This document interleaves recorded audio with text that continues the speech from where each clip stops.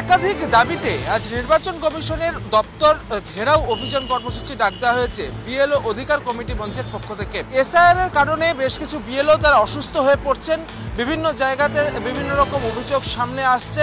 নির্বাচন কমিশনের কোনো সদর্থক ভূমিকা কিন্তু তারা দেখতে পাচ্ছে না এবং সেই কারণেই কিন্তু আজকে এই অভিযানের ডাক দেওয়া হয়েছে। কলেজ স্ট্রিট থেকে মিছিল করে বিএলও অধিকার কমিটি মঞ্চের যারা সদস্য রয়েছে তারা নির্বাচন কমিশনে যাবে এবং সেখানে অবস্থান কর্মসূচি ডাক দেওয়া হয়েছে।